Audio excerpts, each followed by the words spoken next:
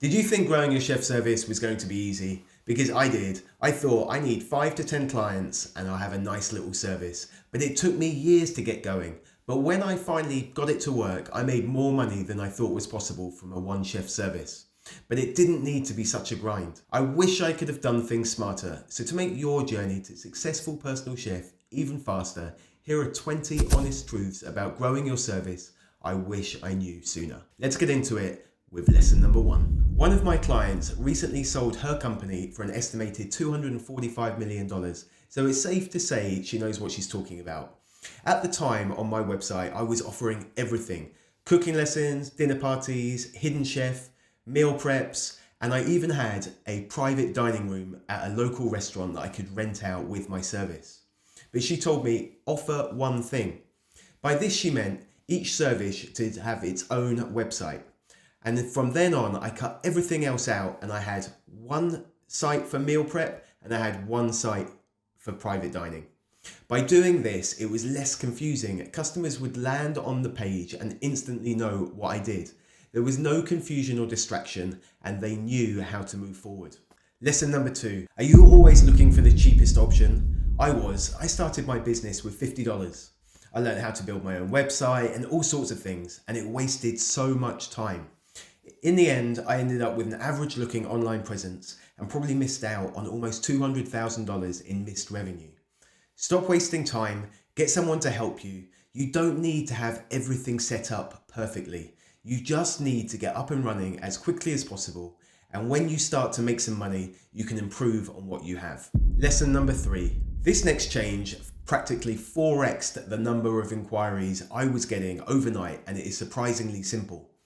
I wouldn't even have more than one page on your website, but if you do, have one call to action on each page. My call to action was to get them to book a call with me. This makes the user know the exact step that you want them to take, so there's no confusion and it just minimizes the options they have, so they know exactly what to do next. Lesson number 4. My contact form would ask all sorts of questions, but you just need to ask for the information that you need. Name, email, phone number, and possibly the suburb that they live in to make sure you service that area. That's enough. The longer your form, the less chance you have of them filling it out. They aren't booking the cook, it's only for you to get onto the phone with them. Lesson number 5. People would inquire, we would have a chat on the phone, and we would never hear from each other again. Keep the conversation going, send emails, texts, but it's important to not just let that inquiry become a missed opportunity. I've had a client take 3 years between the initial phone call and the cook date, so you would be surprised how long it takes people to make their decision. Lesson number 6. I was the private chef to the nephew of the king of Saudi Arabia. The job was more like entourage than it was of being an employee.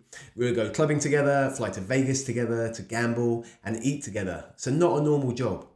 But as a personal chef, you personalize your clients' meals. It doesn't mean that you need to be on a personal level.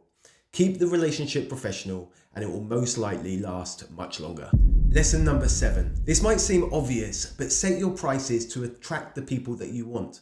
If you want ultra high net worth clients, then you have to set your prices high, because if you don't, they'll look at the prices and think there's no value in it because it's too cheap. And then if you want to feed the masses, have cheaper prices so it's more affordable to everybody, so that way you're going to get more people in. But make sure you know who you're trying to attract and set your prices accordingly. Lesson number 8. By offering 3 tiers, it allows you to advertise the middle tier. If it's too expensive, you can introduce them to your more affordable service, but alternatively, if they're looking for something more bespoke, then you can offer them your premium service. By doing this, you'll close a higher percentage of your inquiries, which is much better for business. Lesson number 9. Know as much as you can about the type of client you want to cook for. When you know as much information as possible about your clients, you can design your service around their needs.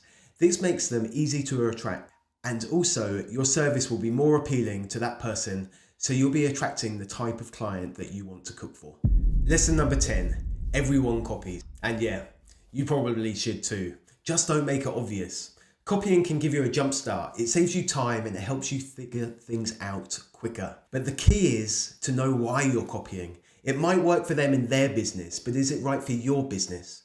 If you're going to borrow the thinking, not just the look. Just make sure it fits in with your business and what you're trying to achieve. Lesson number 11. If you copied someone else's menu from lesson 10, well, at least you're saving time. But seriously, writing endless menus doesn't move your business forward. Get your marketing dialed in, because when you attract better clients, they will want better menus, and then it's worth putting the time in. Until then, focus on generating leads. Menus don't pay the bills, but clients do.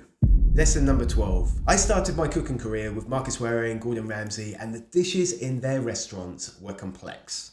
So I thought, if I'm charging top dollar like these guys, then I should give my customers a similar style of menu. And this isn't what my customers wanted. My customers wanted a nutritious meal that was easy to get on the table, and it just saved them time.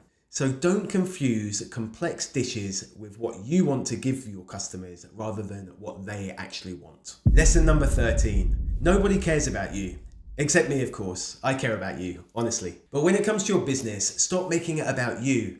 Rather than letting people know how great you are and all the experience you have, let them know how you can help them. People need help solving their problems. And if you can solve their one problem, they will come to you in the masses and you'll be left with a thriving business. Lesson number 14. Most chefs spend their time chasing new clients. But what about the ones who already know, like, and trust you? Spend as much time and energy getting repeat cooks booked as you do chasing new leads. It's easier, it's cheaper, and it compounds over time. Treat every client like they're your next client, because they often are. Lesson number 15. I've spent months building something new before, and when launch day finally comes, crickets. It happens. Yeah, it sucks. But here's the thing. If it's not working, don't be afraid to change it. I used to just leave it thinking, maybe it needs time, I've put in all this work, it has to work, so I didn't change it. But hoping doesn't fix broken. It might just need a tweak or two, but don't expect it just to take off because you're not willing to adapt. Build, launch, test, tweak, repeat. Lesson number 16. I've spent months building beautiful landing pages, hired designers, copywriters, the whole lot, only to launch and hear nothing. Then I shot a quick video on my phone, upload it with a simple contact form, and that gets responses. You never really know what is going to hit. So don't get discouraged, don't stop testing, keep creating, keep putting your stuff out there. Sometimes that scrappy stuff outperforms polished stuff. Just stay in the game and enjoy the process. Lesson number 17. A client once posted a video of me cooking in her kitchen. By 6 p.m. that night, it had 70,000 views. The next morning, 120,000 views. And from all that, I got one lead, and that didn't go anywhere. Views don't equal value. It's not about how many people see your content, it's about who sees it. Even if only a few people are watching, if they are the right people, you're building trust. You're proving that you know your stuff. So forget about going viral, focus on building credibility with the people who matter. Lesson number 18. You've spent hours, maybe days, weeks, in my case, months.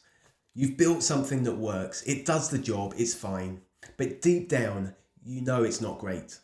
And if there's a chance that that could change your business for the better, don't leave it halfway. Yes, it might be a good enough start, but if you truly believe in it, make it great. You don't want to look back and think, it could have worked if I just put in a little bit more effort. Lesson number 19. When I started out, I kept hearing the same price objection. So I changed my offer. Instead of trying to cook for clients once a week, I dropped it to once every 2 weeks.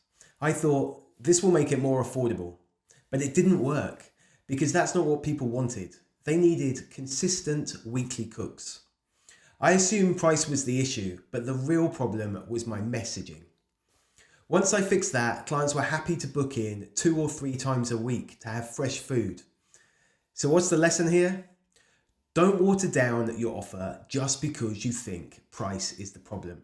Fix your messaging first. Lesson number 20. This might be the most important lesson out of all of them. When I started out, I thought everyone eats, so I can cook for everybody. But that mindset held me back. You need to know exactly who you're cooking for, what they want and why they care about it. Because everything, your offer, your message, your marketing depends on it. It's such a game changer. I made a full video just on this. So if you want to understand why this matters more than anything else, watch this video next.